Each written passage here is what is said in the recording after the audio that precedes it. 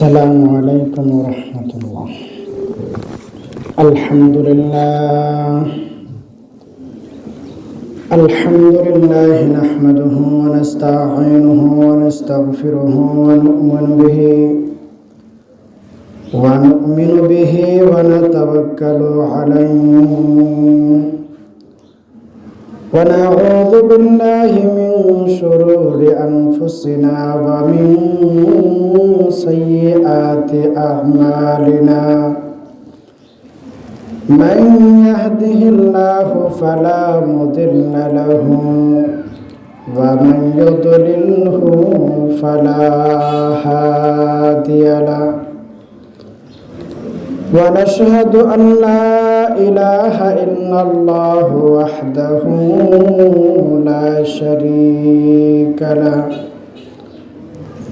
ونشهد أن سيدنا وسندنا وشفيعنا وحبيب ربنا وطبيبنا وطبيب قلوبنا ومولانا محمدا عبد الله ورسوله أرسله بالحق بشيرا ونذيرا وداعيا إلى الله بإذنه وسراجا منيرا. أما بعد فأعوذ بالله من الشيطان الرجيم. بسم الله الرحمن الرحيم. ولا تقربوا مال اليتيم إلا بالتي هي أحسن حتى يبلغ أشده وأوفوا الكيل والميزان بالقسط لا نكلف نفسا إلا وسعها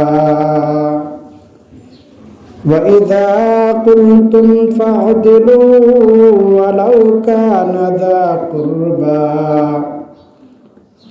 وبعهد الله أوفوا ذلكم وصاكم به لعلكم تذكرون.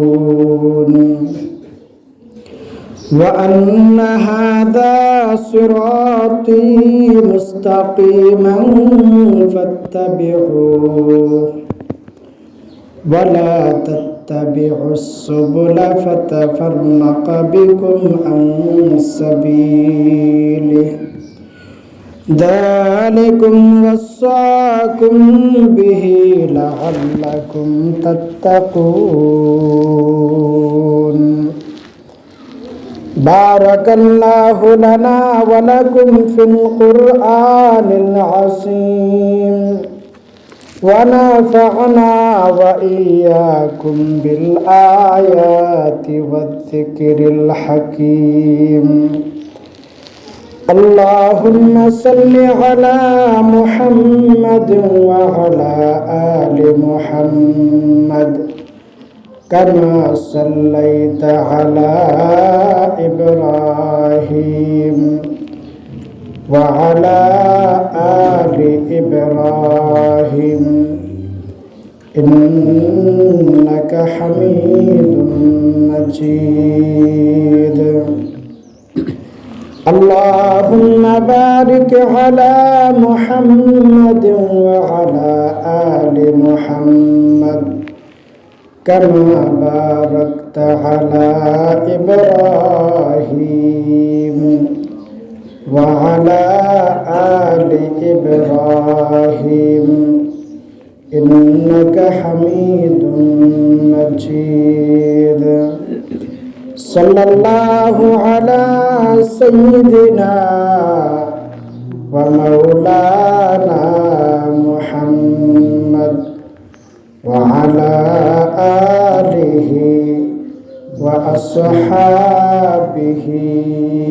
وسلم بلغ العلا بكماله كشف الدجى بجماله حسنت جميع خصاله صلوا عليه وآله لا إله إلا الله لا إله إلا الله لا إله إلا الله لا إله إلا الله لا إله إلا الله لا إله إلا الله لا إله إلا الله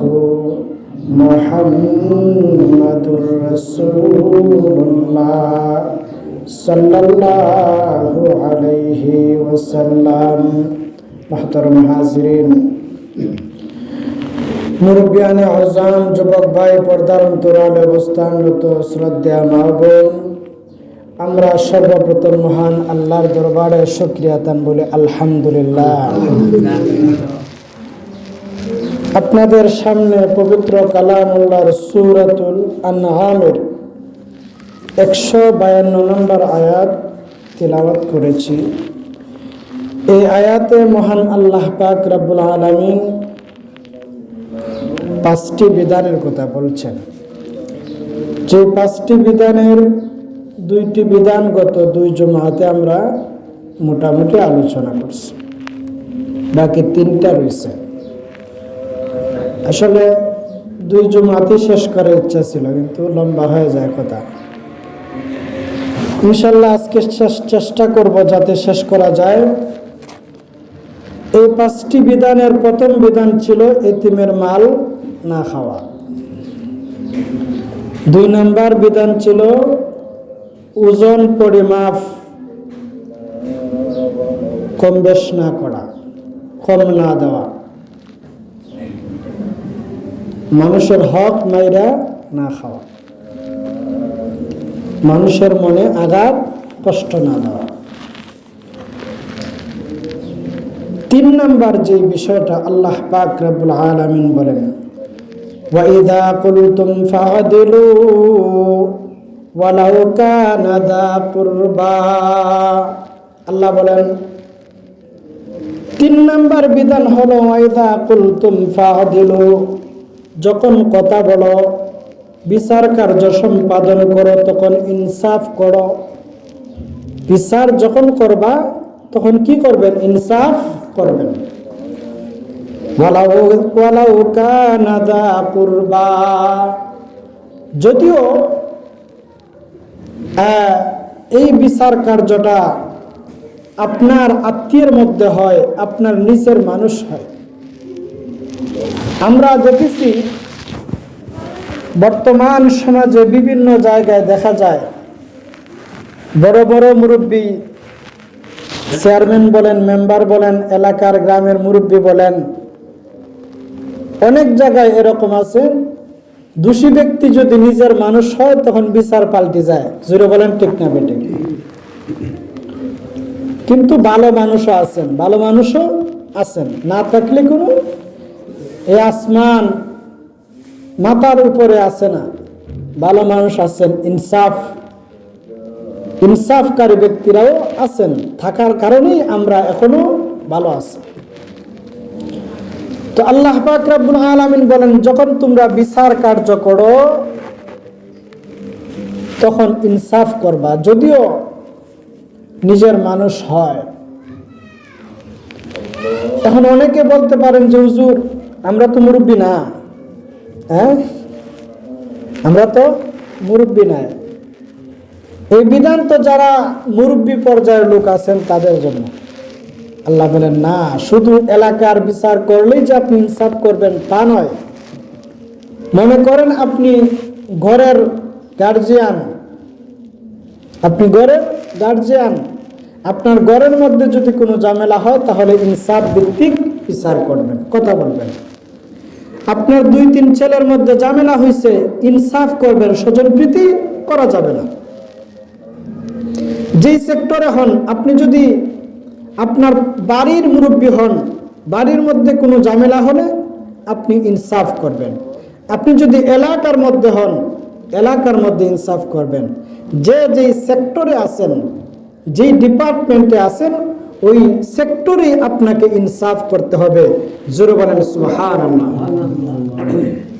মনে করেন কোনো আপনার সেক্টরেই না, কোনো দায়িত্বে নাই, আপনি রাস্তার মধ্যে 2 ব্যক্তি ঝগড়া লাগছে, আপনি মধ্যখানে যাইয়া সমাধান করে দিচ্ছেন। এই অবস্থায় কি করতে হবে? আপনাকে ইনসাফ করতে হবে।